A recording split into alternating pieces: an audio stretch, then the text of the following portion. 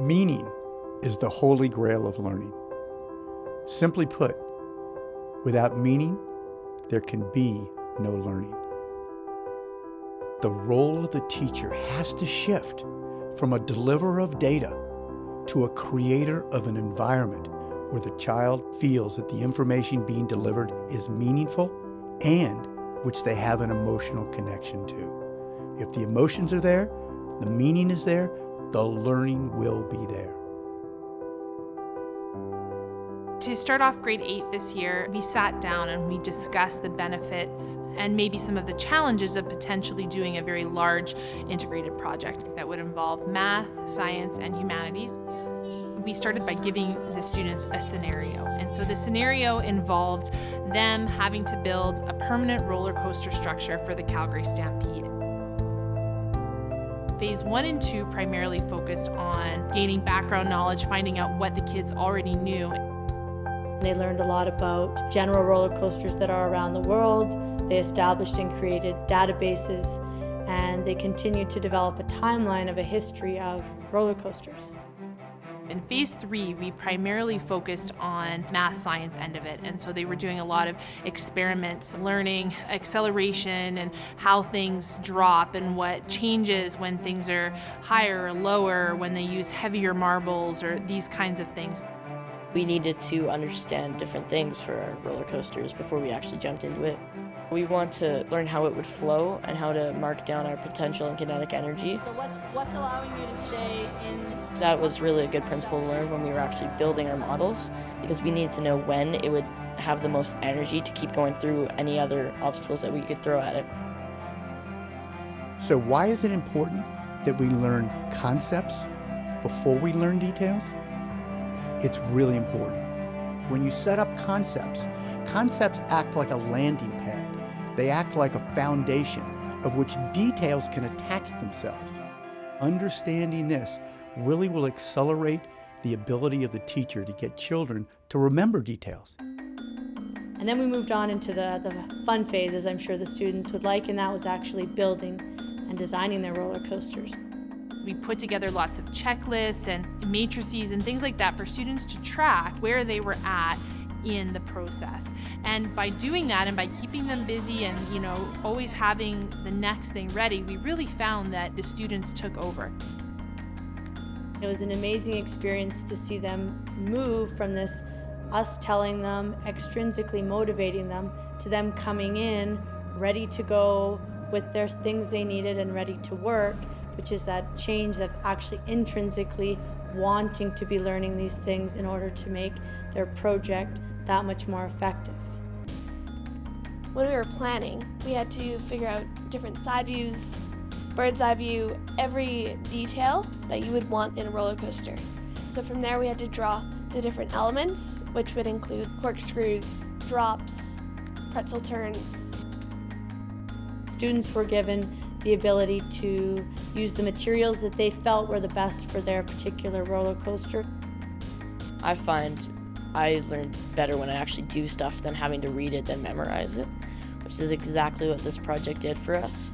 It made us really think things through, and if it didn't work, we would have to solve the problem. The textbook wouldn't. We learn so much easier when we're intrinsically driven than when we're extrinsically driven. What's the difference between extrinsic motivators and intrinsic? Intrinsic motivators are driven by meaning. You naturally learn what's meaningful to you. I can select the information much quicker because it's meaningful to me. And what happens is I can take that information and be much more innovative with it. In phase 5, for the panel, they were in groups that we formed as teachers based on roles that they had selected. They got to choose to be an engineer, an architect, or a public relations person. We got a panel of Stampede representatives to actually come to the school, and we had to basically market our models that we had made in groups of 4. I ended up choosing engineer because I felt that math was probably my stronger suit in this unit. I ended up doing a lot of graphing, touch-up work on the actual poster board. The motivation was high because they were doing a role, whether it was the architect or the public relations person, that they wanted to do and that really interested them. it was nice to see that as a result of their choice, they were really successful in the end.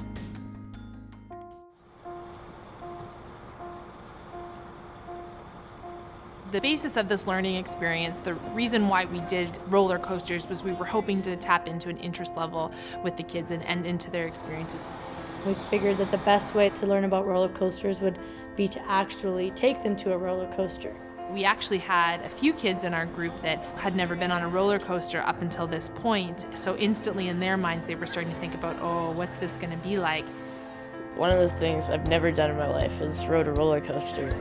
Not in a million years would have thought that school would be going to Wested for 3 hours just for roller coasters.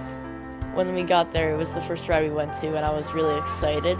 And the minute we started climbing up, I'm like,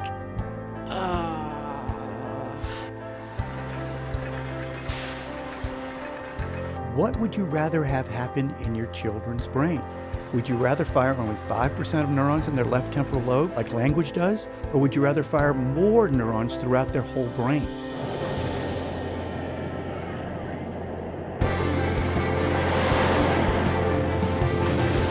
Why is this important? Because this is so much more effective than locking them in a little box and then telling them to memorize something. What we found was after they had spent all of this time learning and experimenting and building roller coasters, now actually being at an amusement park and analyzing a roller coaster, the meaning just skyrocketed because now they're looking at things from a design perspective, they're looking at it from a function perspective, as well as they're looking at it from a marketing perspective, that if my roller coaster, the one that I've designed, was at this park, would it survive? it was probably the best day I've ever had through school. Like, I can't even, it was something else. It was such a unique experience as a teacher to get to see these few students that come off the roller coaster all shaky and with the adrenaline pumping, and it was just a really good opportunity for the students to experience a roller coaster, and I know that it helped them sell the idea of their roller coaster that much better. The more neurons that fire in their brain, the more learning that happens, the more memory that happens. So the closer you can make the classroom environment like the real world environment, the more learning your students are going to achieve.